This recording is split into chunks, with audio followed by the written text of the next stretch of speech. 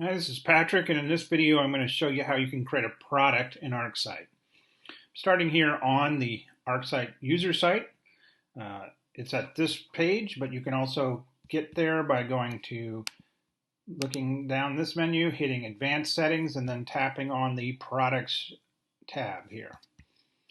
So what we set up here is a category and a product. A category is simply the grouping in which the individual products are placed. See, I have a whole bunch of them here. To create a new category, I click on Create. I can give it a name. I can also give it a description. Once you have your category set up, you can select it. And in that context, I would now come and click on Create Product. On this screen, there's a number of things that you can fill in. Some are required, some are not. Start here at the top, we do need to give it a name. That's the name that's going to show up in the app and will actually show up on the output proposal as well, or a takeoff schedule.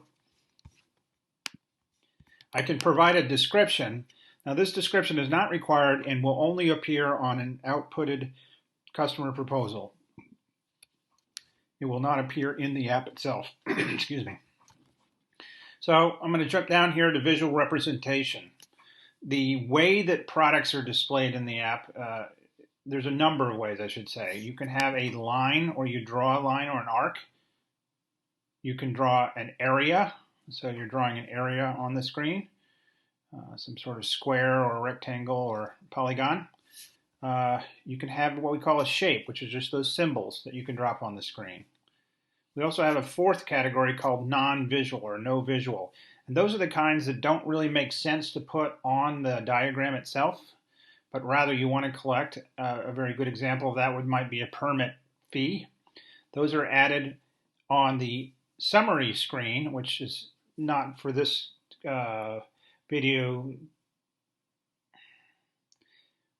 Those are added on the summary screen, which is not something we'd cover here in this video, but is covered elsewhere. We also have a couple of different types of line and area. Let's say that you're drawing something that you want to put on a wall.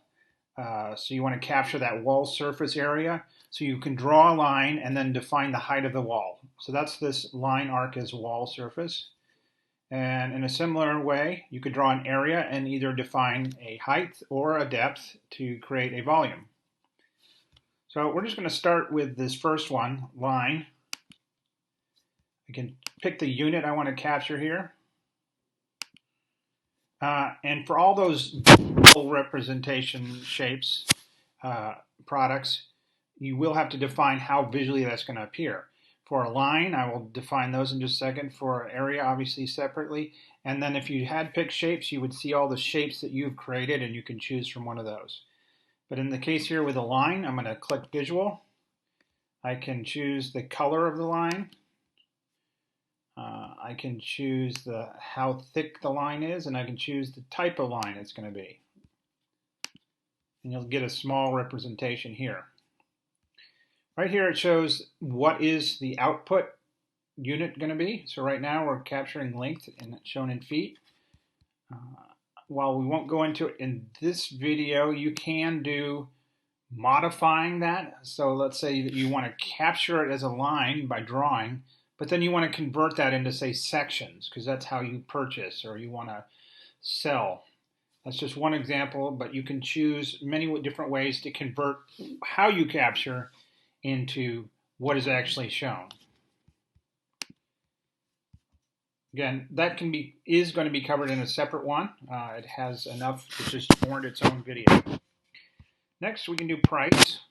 This is also not a required field, but if you do pricing for the app, you will want to give it either each cost. So in this case, I could just say straight ahead, this thing costs $2 a square foot. So I can type that in.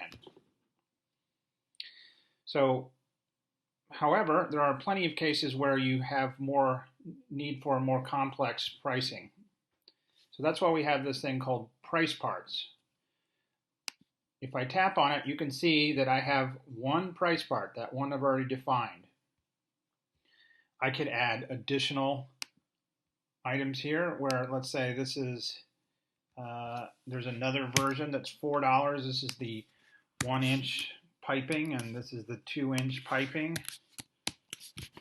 And I can force people to answer this question in the app. Alternative to that, I could add a separate price part where, say, this is an optional add-on, the lining, and that's $2 a square foot, and I could say this is optional. So while the person's using it in there and defining this required piping, they could also optionally add this pricing in as well.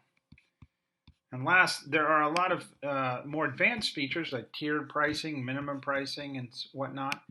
All of these, I should say, are covered in separate videos, but I did want to give a high-level view on this piece. So we call this price parts. So all the individual pieces that break down and get added up to determine the final cost. Now that I've set several of them, you can see it's no longer saying just 2, it's saying it's using price parts. Last down here is you can add what we call custom attributes. So when you are doing a takeoff, you obviously want to capture the visual, but you also want to answer questions about it. So let's say that I'm putting in a particular type of light fixture here. I might want to do wattage and number of bulbs, kind of ballast, all those sorts of additional questions that you want to answer can be either automatically added, or these are ones that you will collect in the field. And those collected in the field could be a single line text, a whole paragraph, a yes/no checkbox, or a drop down of different types. And you can actually add a photo. So let's say, again, I'm taking a picture of that existing light fixture. I can take that photo and it becomes associated with this particular instance.